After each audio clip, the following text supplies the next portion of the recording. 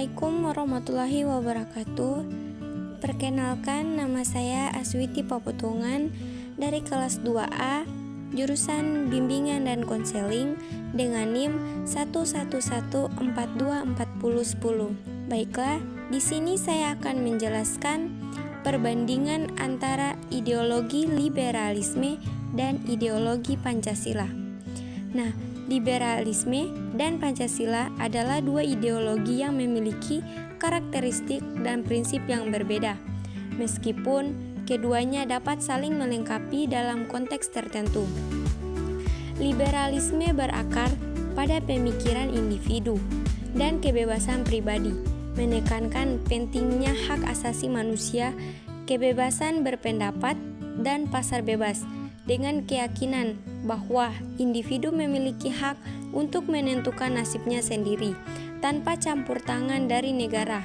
Di sisi lain, Pancasila sebagai dasar negara Indonesia terdiri dari 5 sila yang mencerminkan nilai-nilai luhur bangsa, menekankan keseimbangan antara hak individu dan kepentingan bersama, serta pentingnya persatuan dalam keragaman.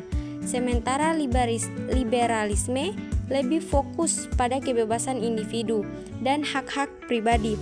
Pancasila lebih menekankan keadilan sosial dan kesejahteraan bersama, dengan negara berperan aktif dalam melindungi dan memajukan kepentingan masyarakat.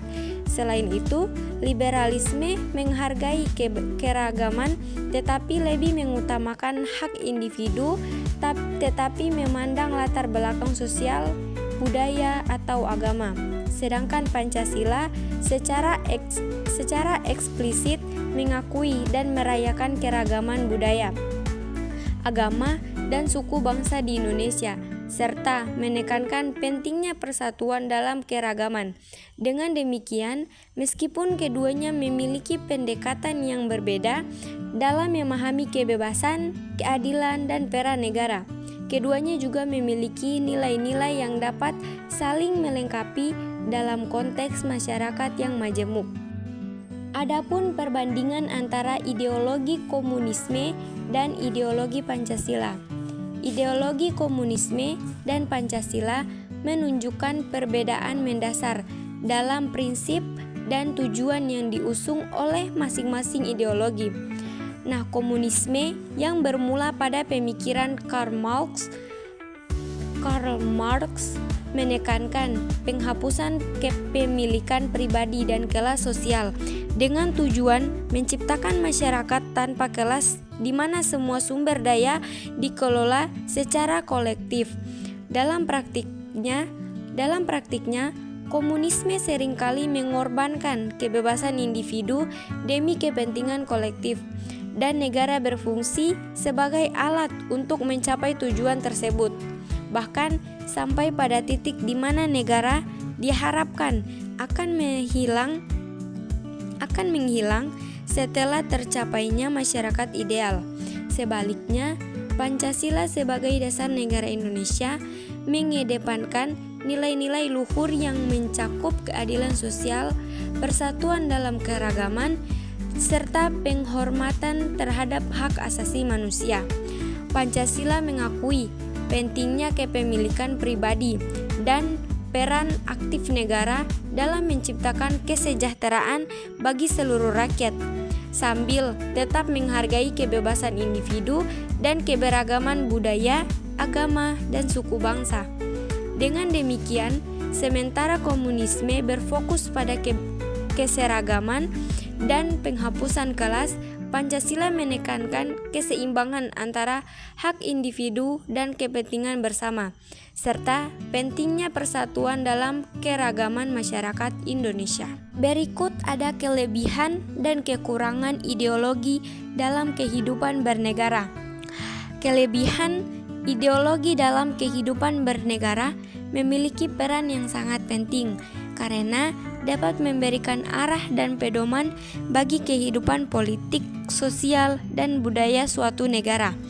Menurut para ahli, ideologi berfungsi sebagai dasar dalam menyusun kebijakan dan keputusan-keputusan negara yang mendasar, serta mengarahkan masyarakat pada tujuan bersama yang jelas.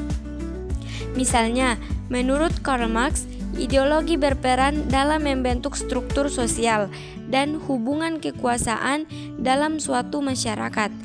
Dalam pandangan ini, ideologi bisa menjadi alat untuk menciptakan perubahan sosial yang lebih adil.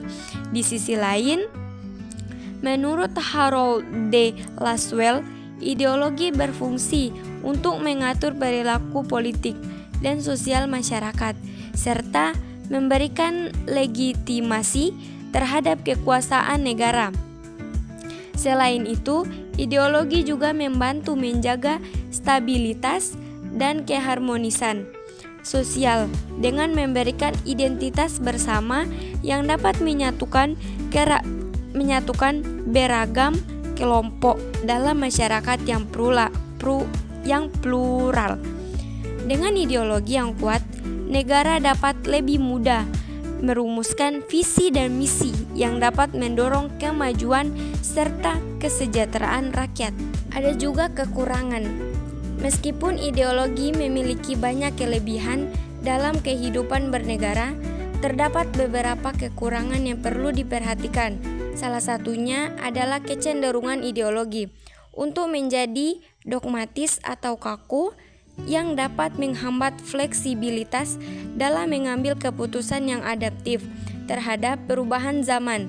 Ketika sebuah ideologi terlalu mengutamakan satu pandangan atau prinsip tertentu, hal ini bisa menyebabkan penolakan terhadap pemikiran atau solusi alternatif yang lebih sesuai dengan kondisi saat itu. Selain itu, ideologi yang terlalu dominan bisa menciptakan polarisasi dalam masyarakat, memperburuk perpecahan sosial, dan mengisolasi kelompok-kelompok yang memiliki pandangan berbeda. Nah, sebagai contoh, ideologi yang sangat ekstrim atau fanatik dapat memicu konflik internal dan mengarah pada diskriminasi terhadap kelompok minoritas. Di samping itu, ideologi seringkali digunakan sebagai alat untuk membenarkan tindakan kekuasaan yang otoriter, di mana pemerintah dapat mengeksploitasi ideologi untuk meraih legitimasi politik dan menekan oposisi. Kekurangan lainnya adalah ideologi dapat mengekang kreativitas dan inovasi karena masyarakat mungkin terlalu fokus pada penerapan atau ajaran prinsip yang ada, tanpa memberikan ruang untuk pendekatan baru yang lebih relevan dan inovatif. Yang terakhir, ada Pancasila sebagai ideologi terbuka. Pancasila sebagai ideologi terbuka memiliki kemampuan untuk menyesuaikan diri dengan perkembangan zaman tanpa kehilangan nilai dasarnya, karena prinsip-prinsip yang fleksibel dan universal sebagai ideologi yang bersifat terbuka. Pancasila tidak terikat pada bentuk atau interpretasi yang kaku, melainkan memberi ruang untuk dinamika perubahan sosial, politik, dan budaya. Misalnya, sila pertama, ketuhanan yang Maha Esa, tetap relevan dalam kehidupan berbangsa yang pluralisme, karena menekan pada penghargaan terhadap keragaman keyakinan dan kebebasan beragama yang bisa berkembang seiring dengan kemajuan dalam bidang kebebasan beragama dan pluralisme di masyarakat. Begitu pula dengan sila kedua, kemanusiaan yang adil dan beradab, yang menekankan pentingnya hak asasi manusia dan keadilan sosial yang terus diperjuangkan dalam konteks modern seperti perlindungan terhadap hak-hak minoritas dan keadilan gender. Pancasila juga mampu menyerap nilai-nilai global yang berkembang seperti demokrasi dan hak asasi manusia yang sejalan dengan sila keempat, kerakyatan yang dipimpin oleh hikmat kebijaksanaan dalam permusyawaratan perwakilan. Nilai dasar Pancasila tetap terjaga karena prinsip-prinsip yang terkandung di dalamnya merupakan landasan moral dan etika yang mengutamakan kesejahteraan bersama, saling menghormati, dan berkeadilan yang relevan di setiap masa. Dengan pendekatan yang terbuka ini, Pancasila dapat menjadi panduan dalam membangun bangsa yang progresif, namun tetap berakar pada identitas dan jati diri bangsa Indonesia. Sekian dan terima kasih. Thank you for watching. Wassalamualaikum warahmatullahi wabarakatuh.